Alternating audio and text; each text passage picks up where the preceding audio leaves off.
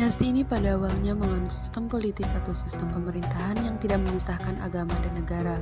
Namun sejak 850 Masehi, pemikiran dan praktik politik yang dominan adalah yang memisahkan agama dan negara. Kekuasaan dibagi antara sultan yang mengatur urusan militer serta menegakkan hukum dan ketertiban, dan ulama yang mengatur urusan sosial dan keluarga. Selanjutnya ada fragmentasi politik, di mana munculnya gerakan-gerakan separatis yang mendirikan negara independen sendiri di dalam kerajaan Abbasiyah. Gerakan-gerakan itu terdiri dari gerakan Aliyah, Fatimiyah, separatis Arab, separatis non-Arab, separatis Persia, dan juga separatis Turki. Salah satu tokoh pemikir ekonomi pada saat itu adalah Ibnu Khaldun. Ia mencetuskan beberapa teori ekonomi, di antaranya sebagai berikut. Pertama, teori harga. Tingkat keuntungan akan mendorong tumbuhnya perdagangan, dan kerendahan harga maupun kemahalan harga akan merugikan kaum pedagang, serta kemerosotan harga dari produk pertanian akan membawa goncangan pada petani. 2. Teori sektor pertanian, di mana sektor pertanian merupakan sektor penghidupan yang dapat mendorong pertumbuhan sektor lain. Ketiga, ada teori sektor industri. Jika permintaan konsumen meningkat, maka industri akan berkembang, dan jika permintaan menurun, maka industri akan bangkrut.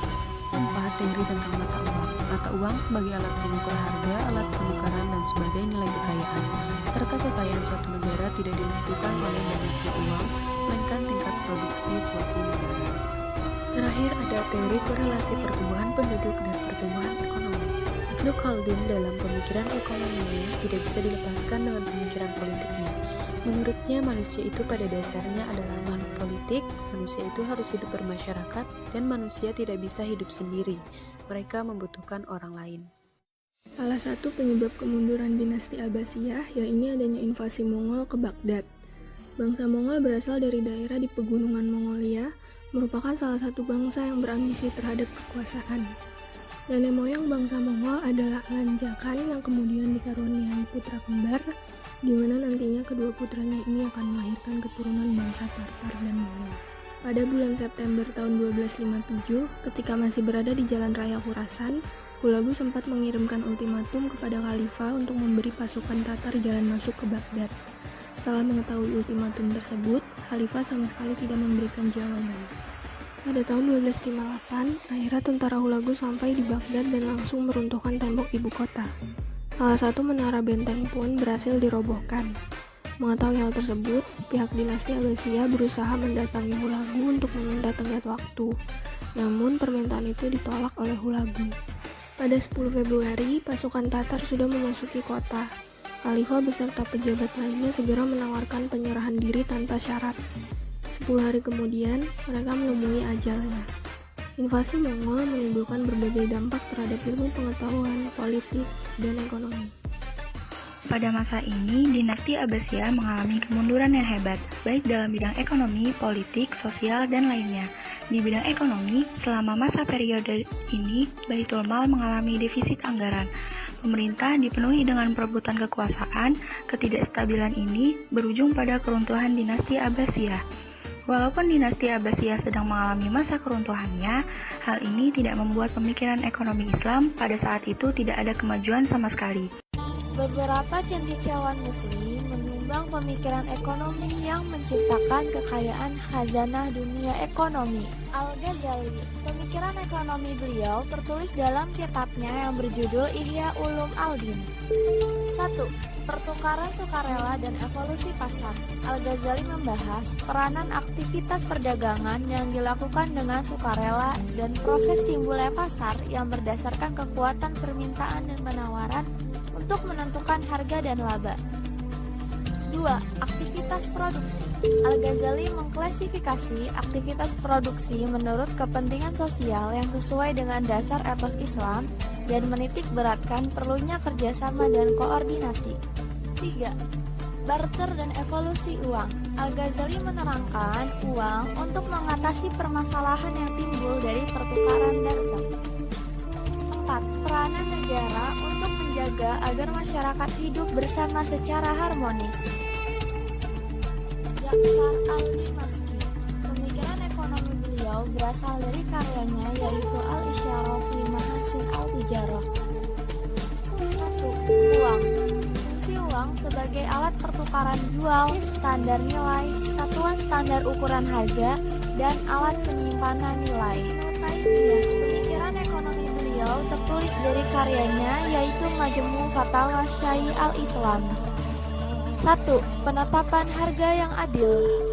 2. Mekanisme pasar. Harga ditentukan oleh kekuatan permintaan dan penawaran. 3. Uang dan kebijakan moneter. Fungsi uang sebagai pengukur nilai dan media pertukaran, bukan komoditas yang diperdagangkan.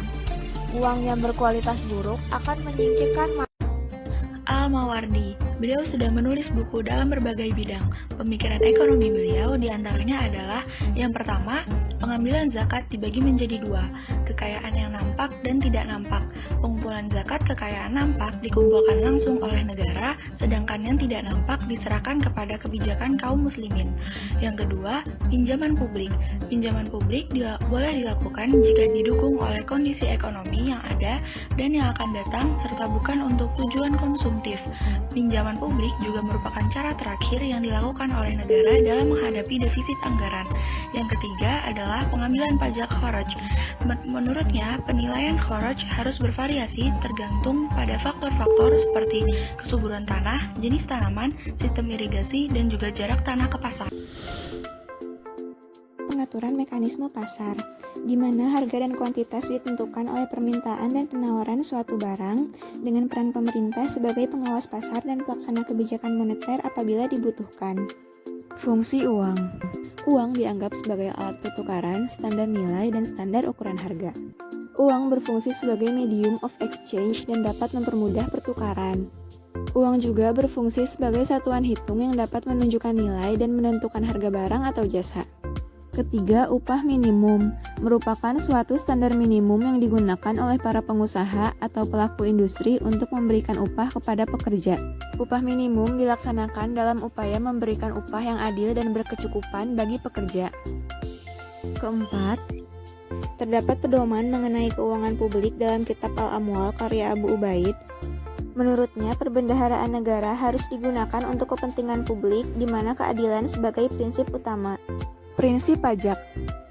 Asas keadilan menekankan bahwa pengenaan pajak harus adil dan merata. Pengenaan pajak yang adil harus sebanding dengan kemampuan membayar dari wajib pajak. Setiap wajib pajak harus membayar sejalan dengan manfaat yang dinikmatinya dari kegiatan pemerintah.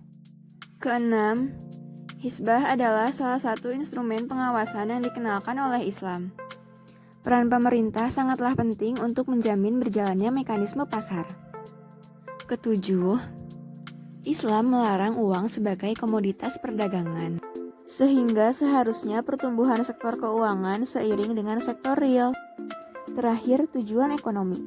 Tujuan ekonomi saat ini yaitu tercapainya kesejahteraan sosial. Hal ini sesuai dengan pemikiran sosioekonomi Al-Ghazali.